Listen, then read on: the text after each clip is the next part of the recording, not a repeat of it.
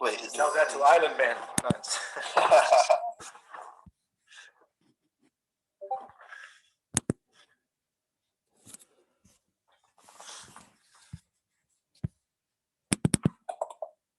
Okay. I'm just recording it through Zoom, so we'll see how that goes. Well, not too dissimilar than what happened to us at the other conversation that we had last time. Yeah. We'll see how it goes. Maybe it'll record, maybe it won't. So maybe it's recording now. But I guess we could get started. Maybe a few more people will trickle in. But first off, what's the Kerp tagline? welcome party people. Yeah, welcome to Haus Party people.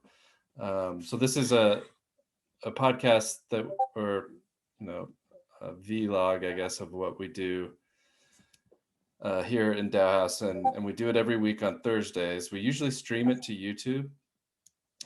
We're experimenting here with the stage format, and right now we're kind of in between seasons. So last season we had a lot of awesome guests. We had Amin from Spank Chain, the original developer of the Moloch contracts. Kevin Owaki from Gitcoin.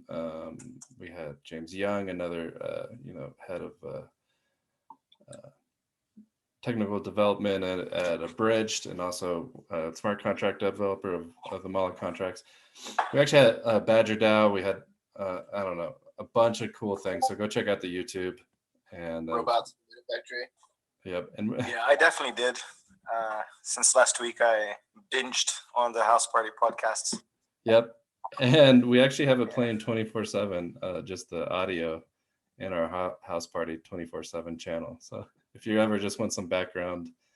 Yeah, that's where I'll send all the new DAO people that I need to educate. Yeah. If you just like hearing best place. DAO nerds talk in the background or something while you're doing work. There's some pretty interesting ones there. Yeah. So today we've got Felipe. He's actually going to be helping out with hosting the show going forward.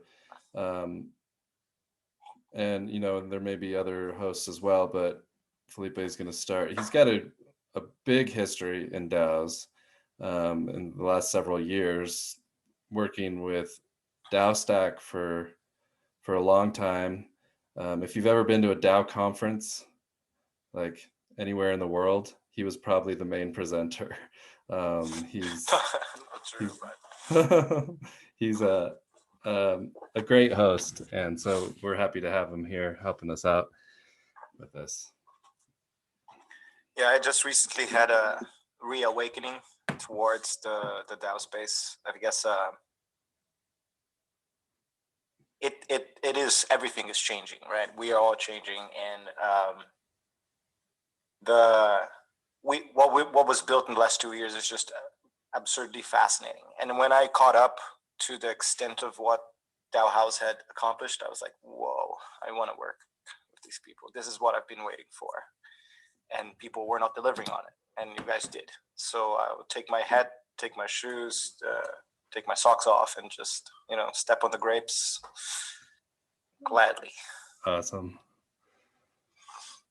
Yeah, and then the other person here on stage with us is Vin, our lead designer, front-end developer, kind of everything person. And yeah, design generalist. Well, very, very similar to you actually, Felipe, right? You're just you're kind of design generalist. Yeah. Yeah, pretty much. I'm a hugger, man. That's what I am. Yeah, just trying to get everybody to play together. Yeah. Right. Yeah, exactly. Zen is lead chiller of the universe. Lead chiller. There we go. I'll take that. I'm just, how I'm doing it now is I'm just trying to keep the antennas up very high and everywhere. On a direct investment sense, I'm aligning. Basically, I only mostly hold community tokens, and I work for those communities, and I will show up, and wherever anything's breaking, I'll try to help. That's my current strategy. That's all I have to say about it. And it led me to DAO and the DAO of DAOs, which is the theme of today's encounter. And so the DAO space is just about to try to learn something new, right? That's kind of what this is about. Mm-hmm. Yeah. What are we trying to learn from this? To have a DAO of DAOs, to make a Senate. Ooh, yeah, that's true. It's an interesting experiment, right? And it's kind of what us in the DAO space have been talking about for several years. And I think that's kind of what you were meaning, that it never has actually got to this point. And I think we were in a unique position because unlike some of the other large DAO frameworks that did more traditional investing, had other centralizing forces, right? From the very start, we were like, okay, we're making a DAO framework. We're going to be a DAO too. So we were able to actually like evolve into this next state, which is like, well, let's just take all of the DAOs that are using our tools and put them into a DAO together. So this DAO of DAOs, and let them manage all of our tokens. So it's going to be an experiment, I think, and it'll probably be a little messy at first, right? But we'll see how it evolves over time. I think a lot of times just doing it or just DAOing it, right, is the best way and the fastest way to learn about like where we're making mistakes. Yeah, living up to the slogan of the Just DAO It thing. Mm-hmm. Very much. And well, if I'm having like a test run at being a host of this thing, I know you guys already did the debrief episode about the launch, right? And I listened to it, and it was very like cool discussion. And maybe we could start by like letting you guys try to condense what are the dreams for what UberHaus could achieve, and how we're going to start, like what's the next direct step for anyone who's curious, anyone who is a delegate, or anyone who just became aware that their DAO has like access to this new governance power / funds, and is trying to figure out how to yield it responsibly, Mm-hmm. Yeah, I mean, I'm really excited about that. It's, UberHaus is really just becomes a community of communities. So that's certainly the first experiment, is kind of like, how do we do that? How do we build a community of communities, and how does that look like, and how does that work, and what emerges from that? So like the first step is getting everybody together with some purpose, some initial purpose, right? So they can, and like they already have an alignment because they're all using DAOHaus, and they all believe in DAOs, obviously, because they have a DAO, or they're in a DAO, or whatever. So there's lots of different points of alignment, which is cool. And the Haus token itself, of course. So yeah, I don't know. It'll be interesting to see how that community of communities grows, and these delegates from these communities are there to give a direct voice to that community of communities, to help drive that and help make sure that communities are getting what they need from the platform, from the economy, right? Of this like inter-DAO economy, like these different service DAOs working with each other and whatever. There's lots to work on. And power has now been distributed to the DAOs away from devs and designers and whatever, right? So yeah, the thing that I find really interesting is that economy part. We're building the things that like Ethereum enables, of being able to flow value very easily and quickly between each other. That and then having multiple forms of currency, and then having these DAO structures. These are things that haven't really been experimented with in the past, but it's really good for an economy to be able to flow value around inside of it really quickly without borders. It creates a lot of value, just that flow of value. The one of the things that DAOs have been really good at is just kind of this networking power. So just inside of a DAO, like say something like Raid Guild, the networking power is really strong because you're meeting people that are value aligned. In their case, it's professional Web3 product developers. Every person individually has their own story and their own network, and they're combining those things together to kind of give themselves superpowers. And so networking groups isn't a new thing, but the way that it's happening nowadays, where people they can participate over a shared treasury and over like how that money is spent and allocated in a more democratic fashion, that's something that couldn't happen before. And that's like very uniquely blockchain kind of stuff. At least like when we're talking about spinning up an organization which spans the entire globe, with a few clicks of a button. Obviously, like building an organization takes a lot more than having the paperwork done, but for the cost of gas to be able to get a shared bank account basically set up, that wasn't possible before. But now we have this DAO of DAOs, so it's a different kind of networking. It's like B2B networking, where we can leverage each other's connections to create a kind of flow of value all within us. Go ahead. C2C, yeah. Oh, yeah. Well, I know it's like cliche for somebody who's like acting as a host to be excited about whatever is the theme of the thing. So I'll try to kind of contain myself a little bit. But as usual, man, you guys are being super laid back about what's probably one of the most exciting things that has ever happened since people started DAOing. You guys are being super chill about it, but if delegate participation and coherence works, this might be it will shake the ground a little bit, in my opinion. And I think like delegate roles are being thrown around in a hurry so we can get this going. But this will be an important position to hold moving forward. Or you think I'm tripping? No, that's going to be really interesting. I mean, the DAOs, they have, because they're a DAO, they have direct power to change their delegate whenever they want. And they can, so that's elections, right? Which, I will be chill about because, we don't know the final state. We don't know the steady state of these things because it's, like you said, like new uncharted territory. But totally excited about its potentials. Yeah, and we can get into those mechanics a little bit too, of how the delegate works, how to become like a member DAO of UberHaus if you weren't one of these like member Genesis kind of members, and some other things like that. Yeah, I have a little list of the questions that I want to hit on before the night is through, gentlemen. Okay.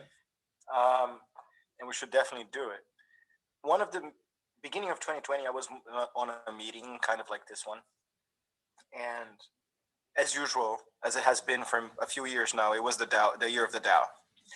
And somebody asked, like, what is going to be the theme of this year of the DAO? And I said, well, this 2020 is going to be the year of communities rebelling against protocol owners, especially in the DAO space. And that like came to pass intensely. And we are here now where the community is the protocol owner finally. And I'm going to postulate that 2021 is going to be the year of diplomacy and protocol politicians, to diplomacy being a word that I'm creating, and then protocol politics being from James Vall, and I think Cooper also doing a great job at this sort of level, so that we are actually legitimized through organized political process to go and negotiate large things that are not not compromising in decentralization in the process. And it gives me a reason to get out of bed in the morning, so I'll say thank you for that. So how does one become a delegate, and how do you feel about the delegation process so far in these like 2 weeks or something. Since I don't have any sense of time during a bull run. But how long has it been since Haus out? Yeah, so it's only been almost 2 weeks, and so what we did initially was we put together a list of, or kind of an algorithm to determine which DAOs would be added into UberHaus initially. And it was basically every DAO that if they showed that they had a couple members and just tried to make it work at least, and if you knew our initial kind of MVP, which was Pokemon, it still had a lot of issues. So the fact that people were even trying and trying to make it work was enough for us to be like, okay, these guys, it may be a DAO that didn't get traction, or for whatever reason, maybe injecting some tokens and this kind of community of communities things may give them a second life, or it might spawn some new things. So that was our initial hints thing. of that happening. What? Go ahead. There are hints of that happening, which is cool. Yep, already, and there's like some like merger kind of things possibly happening. The delegates we tried to reach out to as many of these DAOs as we could, and was just had them have an internal kind of election on who would be their delegate. So they were set as the initial person. If we couldn't get a hold of the DAO for whatever reason, we just set the highest shareholder became the delegate. So I think there's still a lot of these smaller DAOs that got a drop and are now have a delegate and are in UberHaus that haven't even realized it yet, but or don't even remember that they did that. So we'll see how that like eventually like shakes out. But yeah, it's pretty interesting. Like so one of the factors was like how much money was actually flowing through the DAO, like how much money was coming in through members, coming in through different types of investment, and then how were they distributing that money as well. So something like Metacartel Ventures, which has a lot of flow coming in and out because they've got a lot of investors and they also have a lot of projects that they're funding, ended up getting a large drop. Like Metacartel Ventures is now like the highest shareholder in UberHaus, followed by Raid Guild, which is the professional services, and so they have they're paying people for work. They're having a lot of new members come in and they're funding open source and public good projects. So if we look at the top 5, us like that, which we call Haus DAO, the developers of the product actually didn't even make it into the top 5, which was an interesting outcome after we ran through this algorithm. And I'll be honest, like I was like, well, we're kind of just giving away everything if we don't have like majority share here. But that's also the point. So the point was to like make this like governed by our users. So if we need one soundbite, if anybody asks like how was this done, basically the algorithm was optimized to find out who has been good at distributing value and value flow specifically. Yep. Coordinating in general. I think even if you didn't spend any money, but you were adding a bunch of members and you were coordinating something. So in general, I think the algorithm basically just looked at how much did you try to use the DAO to coordinate, whether that's members or value. Value definitely got a big bump to it because that is like the point, or definitely one of the major points of the DAO, right? Collect money together, spend it together, kind of things. But yeah, generally, how much did you use the DAO to coordinate, and to what level, for how long, that kind of stuff. And Sorry to ask such a pedestrian question as well, right? But it's just a curiosity that I have around the token price range where Haus is stabilizing. I bet you guys gave it a thought. Like, how much did you think it was gonna hover around, and how surprised were you at the current valuation? I mean, I definitely didn't expect it to go up so to where it is now. So fast. Well, yeah, it like 10x within the first like 2 hours, basically, which is much faster than I both expected and hoped for, because it was a fair launch. So a lot of contributors weren't able to get in at that cheap price also. So yeah, I don't know. That's my personal feelings anyway. yeah, I think we all expect the price to be actually much higher someday. I don't know. I can't really speak on that too much, but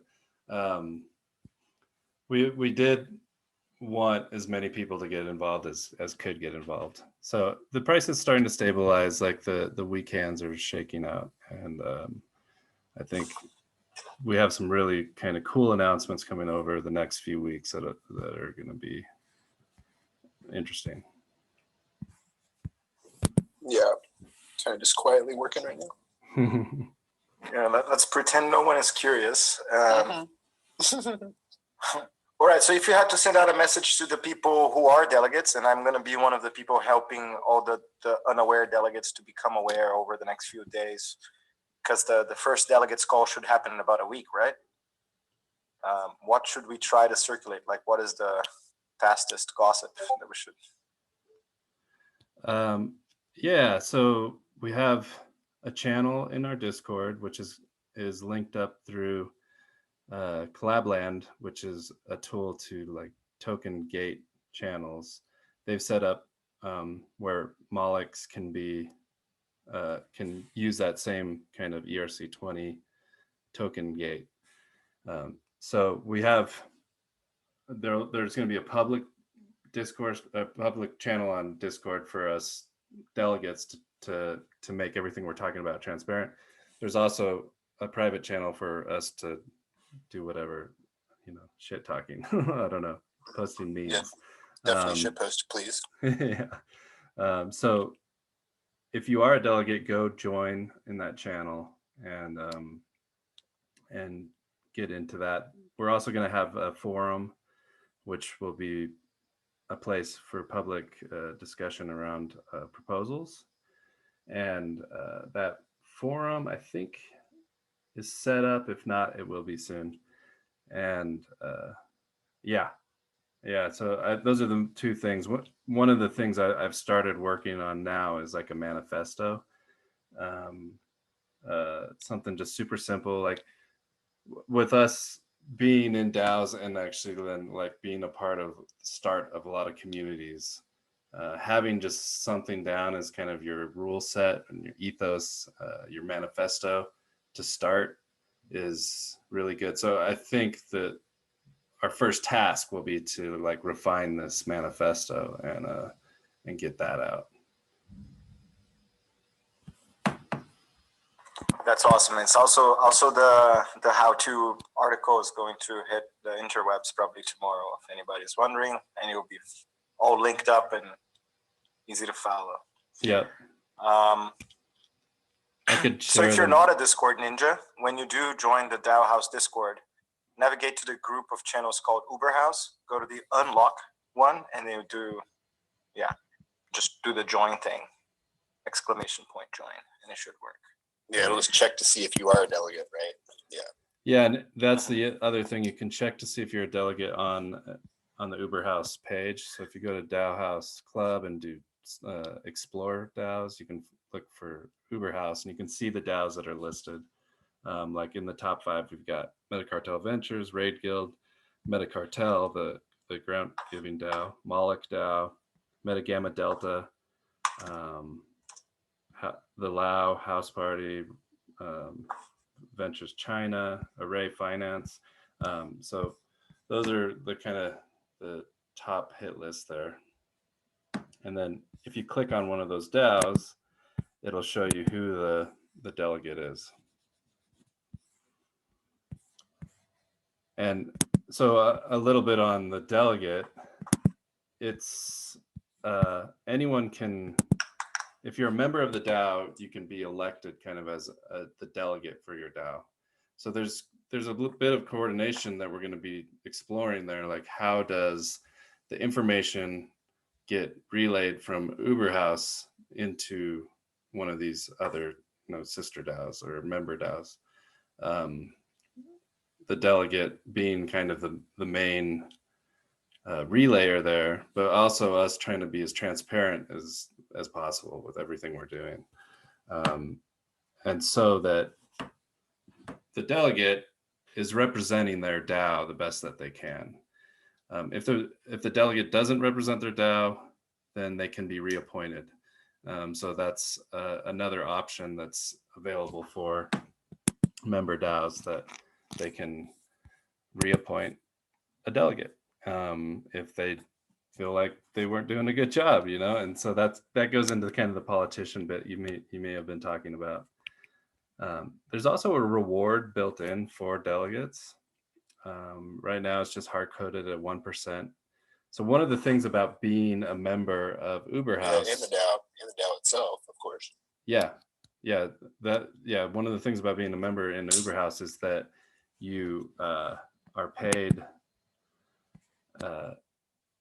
to participate, basically. So as long as your DAO is participating and like making a one vote a month and trying to show up to our monthly meeting, we're rewarding on the same kind of way that we're rewarding the LPs through the farms. We're doing like governance farming, right? So if you participate, then your DAO will receive a reward, and the delegate has claim to 1% of that reward as well. And it's fairly substantial at current values. Yeah, by my calculations, that's a violent reward. People should take this seriously. Yeah. Violent, I like that. Yeah. And so there's also a set of responsibilities to make their DAO eligible, right? To these shares. If I'm correct, because I'm writing the article right now, you have to show up to at least two-thirds of the meetings of the full year, once per month, and your DAO has to vote in at least 50% of the proposals, right? Yeah, that's our initial numbers, and those things can change through us discussing. Those rewards will be actually voted on by UberHaus, and that's kind of one of the main things, is like distribution of our token, how that will be done. So we'll see if those minimums change. Or there's a lot of cool things around that, I think. As long as, like, I don't know how far we should go into like initial proposals or whatever, or like first ideas for UberHaus to kind of like start to work on. Mm-hmm. I think that's cool. If you guys are into it. Yeah. I mean, there's many. I mean, I'm not even a delegate at UberHaus, so I don't really have a voice. I just have to like whisper to you guys.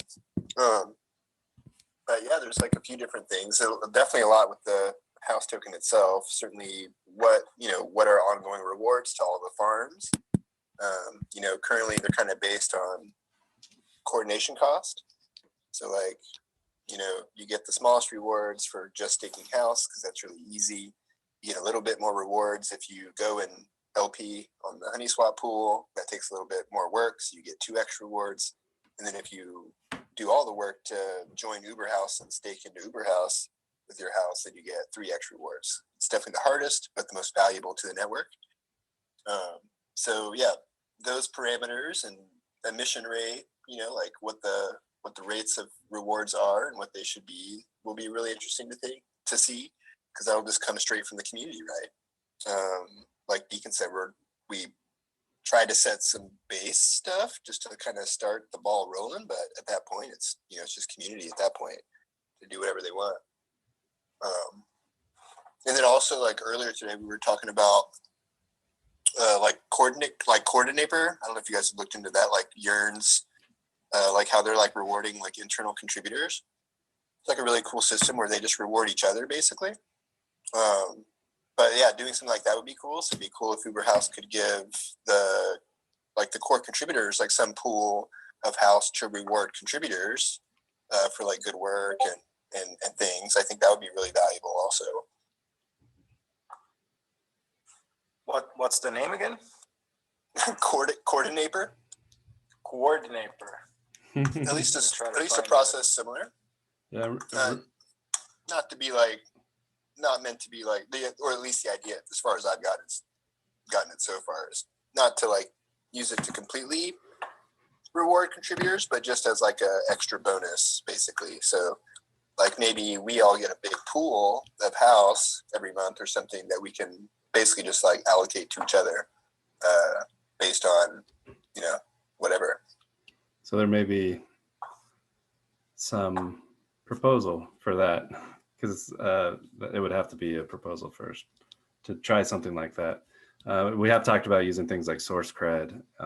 Raid Guild has a skill kind of tree system that is similar to that system that Ben was talking about.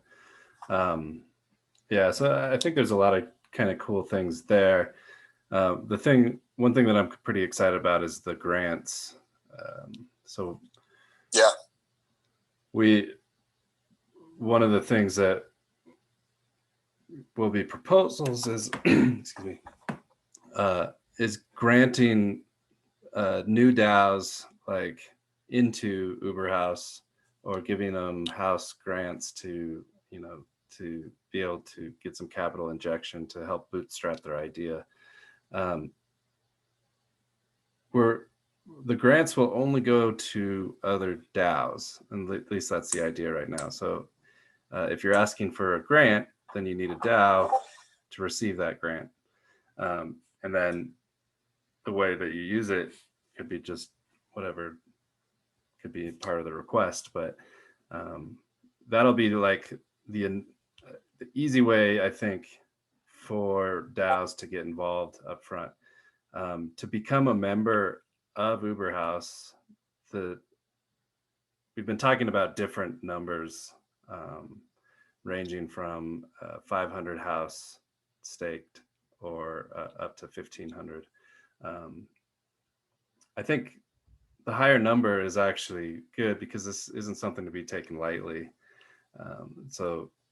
And it will actually have direct governance over a pool of tens of millions of dollars. So staking some funds, obviously rage quittable is still important. What else have we talked about for proposals coming up? There's another mechanic of UberHaus, which is that it has this shared treasury, right? And a lot of the DAOs inside of UberHaus are either new projects with a token, or are projects that have been established and are a little more mature, and they have a current token. So it's kind of like a squad treasury, where the members of UberHaus will be able to deposit house token or their tokens into the treasury. In return, that probably means that they get a farm set up, which would allow some liquidity bootstrapping in their HoneySwap pools, and the farm would reward house tokens. So I think that's going to be really cool to see too. That's amazing. Yeah. Because really. We already are talking with some other DAOs in the meta universe, the MetaFam space, to kickstarting this. So it's going to be really neat to have this treasury of just kind of a pool of assets that any member of the DAO could always make proposals against, or rage quit some portion out, or whatever they want. But we're distributing the risk it's another way to align us because we're distributing the risk of these new projects that we want to help get started to a point where they can do some raises and build community and have a token. And also, the real successful projects, it's kind of lifts everyone's boat, right? Exactly. And the rate of experimentation that this allows is wild, right? Basically, the only thing holding anyone back right now from creating a community currency and starting to generate value in community is only their resolve to get it done. Right. Yeah. And it's not easy, right? It's like, I was thinking about, I mean, the community part's not easy. I was thinking about it like compared to like filing your paperwork for an LLC. Like anyone can go do that. That doesn't necessarily mean you have a successful company, right? Definitely not. And it's the same thing with the DAO. It takes, especially the early kind of summoners, it takes a lot of work. I really like that analogy. Yeah. Summoning a DAO is like filing the paperwork, but you still got to build community. Yep. Yeah, that's a great analogy. I often think of the garden situation, right? It's different than something where you like put very intense attention into for a short amount of time and you get a payout out of it. It's the opposite of that, where you have to tend to it, just some every day. It requires a degree of constancy until it takes a life of its own. Yeah, agreed. And you guys have been doing an amazing job at it, right? And totally low key. I don't know. I'm gonna learn how to be low key like you someday. That's all I have to say. Well, I think that's why we're bringing people like you onto the team, because we're a little too chill. Yeah, maybe we're too chill. We need to get. We've talked about bringing on some PR people. Some of the things that I'd really love. Just as long as you never refer to me as a PR person, I'll do it for you. Yeah. The thing that I'd love to see coming out of this, though, is like when we're missing a piece of the puzzle, right? That someone starts a DAO for it, right? So we have like a group of PR professionals that start a DAO and they start offering the service. Everyone in our network, that's the first place they're going to go to, is that DAO. This is another mechanic we were talking about, is that using Haus to pay these kind of service DAOs like Raid Guild would be an option, where so Raid Guild would take Haus to develop your app or something, and they would get some kind of reward for doing that. So yeah, starting to think of it as an economy. What are we missing in the economy? Let's start another DAO for it. Another interesting one was the Iron DAO, which is like a lending DAO that lends funds out to people. So if you're a small DAO and you got this injection of Haus, you don't necessarily need to rage quit it to pay for dev to get to a place where you can do raise. Yeah. You could stake your house in for a loan, and so then there's this Iron DAO that is a set of people that have staked in DAI or something, to get potential interest back on that, and be able to do under collateralized or however they want to do it, kind of loans. It's a network of community banks, and as we accrue value together, a lot of things become possible. So if I'm a listener right now, and I'm not a delegate, maybe I'm part of like my case, and I'm part of like 5 DAOs, but I'm not a delegate of any one of them, because when the people were like raising their hands to be delegates, I was like, I thought like, no, somebody else is better than me to do this. You're saving yourself for the right opportunity, like me. Yeah. Well, you're this like silent whale, because when I go to Deep DAO, you're second place there, man. In what? Oh, just in usability? No, that there's they did the unthinkable and the most criminal thing somebody could do, which is build a leaderboard of DAO participants. Oh yeah, who's And- number one? Peter? For Peter. Of course. He's always like one And- DAO ahead of me. Pisses me off. Well, I guess he probably created that DAO too. So,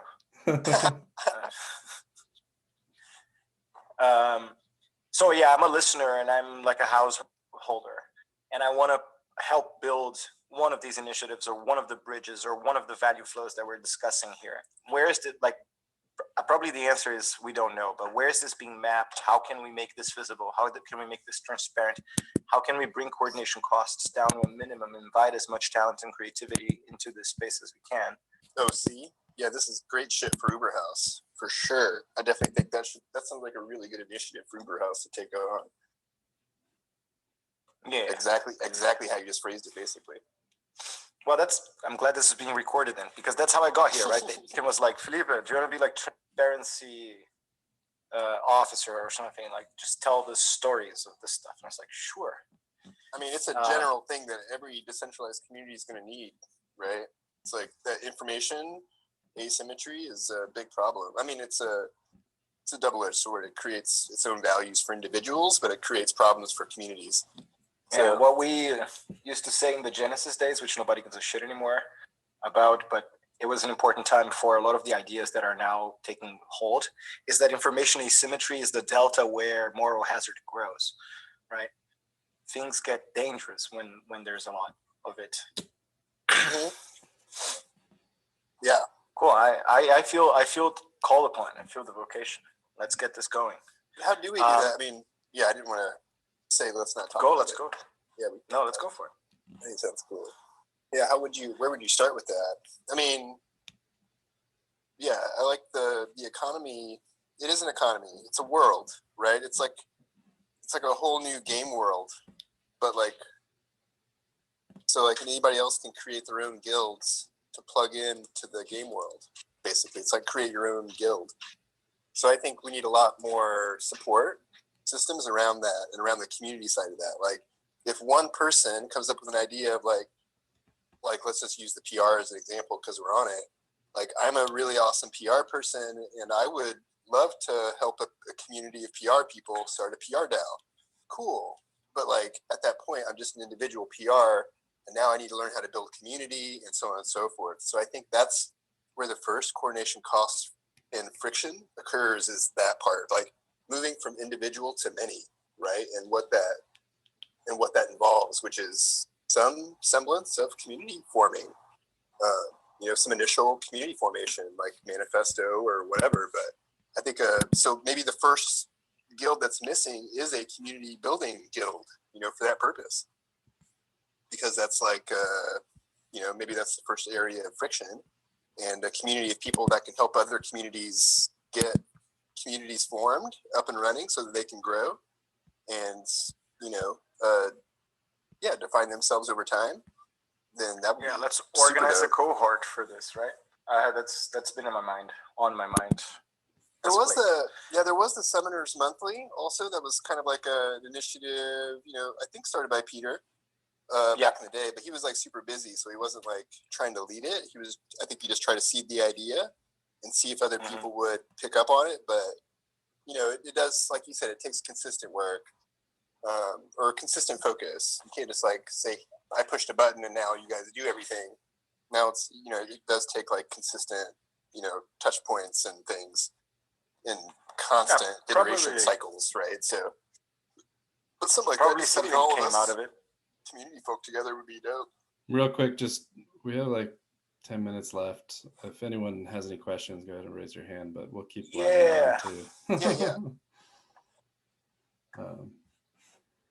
Otherwise, we'll just be jamming. Yeah. So I was just gonna make it like, I think one of the KPIs in my head, I have all these soft KPIs. I'm not we're gonna eat the world kind of a person. I'm working inwards. I want to see like when we have a lot of people coming in and having their first professional quote unquote experiences in this world, and they never even touched the oppressive bullshit that we probably all of us went through before. That is a KPI. That's a KPI that's in my head, like completely bypass. Yeah, what's the KPI? How many people just go straight from like not feeling that they don't even have to go to college? They just I see. They just like join us. Like, how well can we protect people from the outside world? We don't have to think like that, but we can say, hey, our opportunity is viable, visible, and navigable enough that people just are coming over. Yeah, I see. Yeah. Low coordination, cost, friction, blah, blah, blah. Yeah. Yeah, that's going to be really interesting. And maybe that's what next year will be, the DAO of the, or the year of the DAO, but with the theme of being people cutting the cable, cutting the cord. The year of the DAO Teenage Edition. Yeah, people either like cutting the cord and being like, okay, oh, I don't need to go work full time for someone else and make them a bunch of money. Like I can have ownership. It took me 3 years to realize, you know? I mean, 3 took me like 15. Yeah. No, I mean, it wasn't even possible for us when we were younger, right? So that's a really interesting point, though. I like that. There are people young enough who haven't had to deal with all the shit that we had to deal with, and they don't even have to. Yeah, some of our like most active and most valuable community members are, not even in their 20s or just barely in their 20s. It's true. I mean, yeah, there's definitely the other element to that, which is because of those pains that we had to deal with in like, working in like agencies or corporations of any sort. We like, there's good things to that. We can see the pains and try to repair them or whatever. But at the same time, we do still have like hidden biases from that. Yeah, we have trauma healing to do. Right. For Yeah, sure. exactly. I smack down there, man. Like you mentioned, Sumner's Monthly. I never attended because I was going through like a dark phase where I was doing this trauma healing and reassessing my life and stuff. And I think it's totally fine to have to do that too. This is not a necessary race. Like, yeah, definitely. What else can we touch on that I think folks should be aware of? Yeah, any questions from the group, from the chat?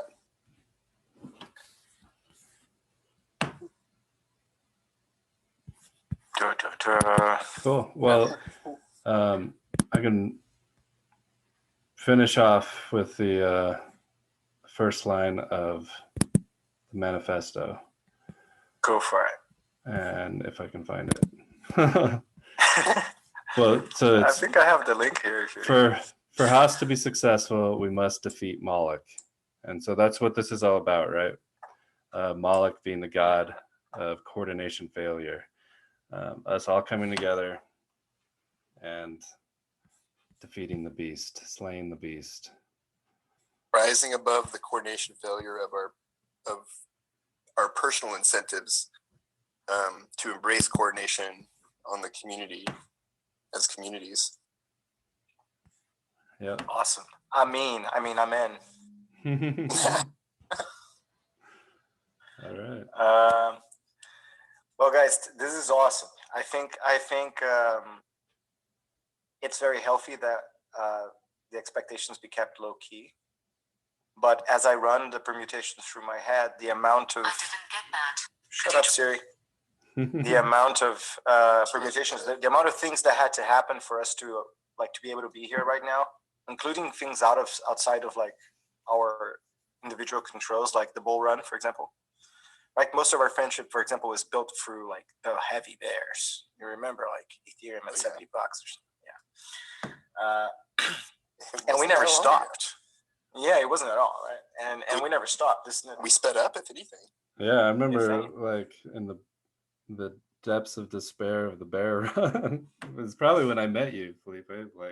But that was really when DAOs and were I was happy as a puppy because I'd never had like control over my professional life, and I'd never seen a bull run. So I was unaffected by any bear energy. I was just like, yeah, what can I do? Yeah, You know? And really the DAOs really thrived during the bear market. It's interesting because we're building the structures that are gonna help us like float through the next bear. you know, Yeah. if it ever comes. I love when I open my Hopefully much CoinGecko like smaller. watch list of tokens, and everything is red, and only the community tokens are green. And I go like, yeah, fuck yeah. You know? That's awesome. Yeah, it'll be a super interesting dynamic over time. For sure. So in the name of the community and all the people that got this interesting mix of opportunity and responsibility by getting shares in UberHaus, I want to say thank you for the balls and the courage and the consistency and the gardening and the community and everything. And let's keep talking, man. Awesome. Plus 100. Thank you, man. Thanks for hosting. Wow, of course, always.